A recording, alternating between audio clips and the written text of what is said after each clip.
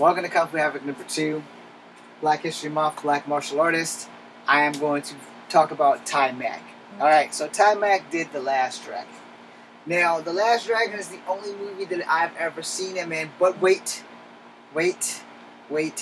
He did make a few television appearances. For those who did not watch WMAC Masters, I believe he was either American Eagle or he was somebody. I can't remember who the fuck he was, but he did have at least 3 appearances or 2 appearances on the WMAC Masters. But he is best known as Bruce Leroy Green from Green Daddy's Pizza. He fought Show Enough. He got the glow. And y'all got to go and check out his movies. Or at least that one movie. Now, I wanted to bring him up because they are rebooting, or at least the plans before the pandemic was that they were supposed to be rebooting The Last Dragon.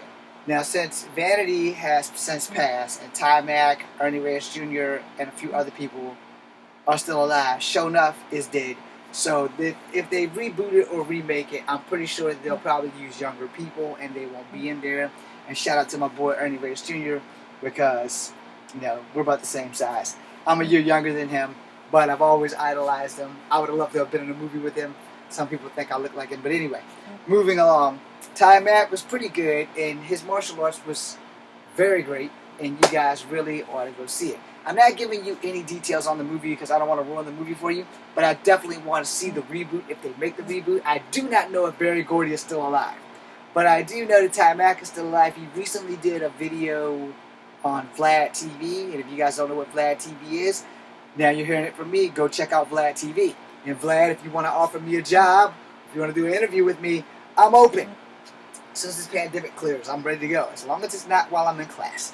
Anyway, TaiMak had some fairly decent martial arts stuff. You know, he was one of the guys who did the shoulder throw flip, which is like he got shoulder throw by Show Enough, but he turned it into a flipping kick thing. So again, you have to see it. And the only thing that I do say about the movie that you must never try under no circumstances whatsoever is to catch bullets in your teeth. Alright, I did that specifically for TaiMak because Bruce Leroy Green can catch bullets with his teeth. Now again, I don't remember his character in WMAC Masters. However, you can go and Google all of the WMAC Masters. I will not swear this, I think that they should be available on DVD or Blu-ray by now. Now, WMAC Masters was a show about martial artists. Lots of martial artists. So I might as well name a couple of the black martial artists. No offense to my boy, Larry Lamb. I know you're out there, buddy. I know you're doing stuff up in Canada. I have been asking Mike Chad about you, so he's the one that kind of pointed me in this direction. But actually, I've been talking to Larry Lamb before I actually started talking to Mike Chad. They were both playing brothers on WMAC Masters. So you should definitely check out them as well as Kian Le Guin and Hosan Pak and Hosan Pak's brother, whose name I can't remember, and Kid Carmichael Simon, and my, at the time, crush, not my crush that I currently crushing on and want to marry, but the at the time crush was Murmur Chin, who played Princess. Now, there were a lot of martial arts champions, including Herb Perez, who was an Olympic champion. I know you're all thinking, why have you jumped away from the black guys? I'm getting there. Hakeem the Machine Olsen. He played the Machine. And he also played on Mortal Kombat. He was killed by Robin Shue, which kind of sucked. But he was killed by Robin Shue. And Hakeem the Machine Olsen had a full featured episode just like Yin Yang Man. A lot of WMAC Masters got full featured episodes where it just included them. They were like flashbacks or whatever. But it's a really good show, and I wish they would reboot that and give me a job. Anyway, let's move to a guy who's actually closer to me if he still lives there. His name was Willie the Bam.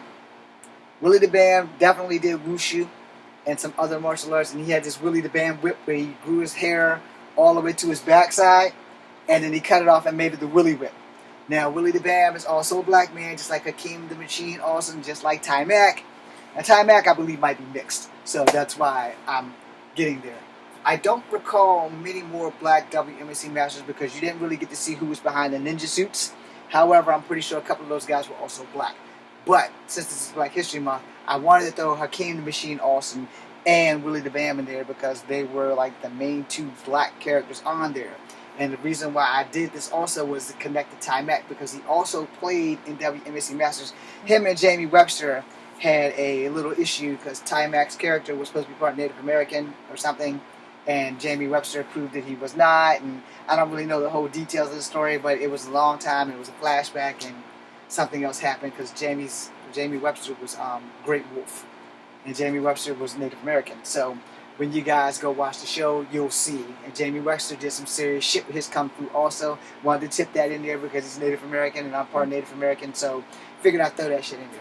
So, back to TaiMak. You guys must go and watch The Last Dragon.